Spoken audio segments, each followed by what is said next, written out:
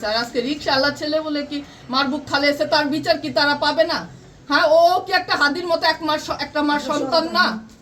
হ্যাঁ, তাহলে বিচার কথা এখনো পর্যন্ত আমরা কালকে রাত দুপুর 2টা বেজে গেছে, 2:30 বেজে গেছে। থানা, এই থানা, হাতিঝিল থানা, রমনা থানা, ঢাকা মেডিকেল, এখন ওইখান থেকে কাগজ যায়নি, প্রশাসনের কোনো লোক আসেনি, তাদের কোনো খোঁজ খবর নেয়নি। কেন ভাই? আজকে রিকশাওয়ালার ছেলে বলে দেখে হ্যাঁ, এখন হয়তো তারা ওনারে যে না খেয়ে এই বাচ্চাটা দিনমজুর বাচ্চাটা বেতন এনে মার হাতে দিত আর মা খরচ করতো। আজকে তো চলে গেল বাচ্চাটা, এখন তাদের এই দায়ভারটা কে নিবে? কে তাদেরকে খোঁজ খবর নিবে? এই যে এখন দেখেন সবাই এখন কোন প্রশাসন আসতে তারেক জিয়াকে নিয়ে সবাই, একে রহমানকে নিয়ে সবাই ব্যস্ত আছে।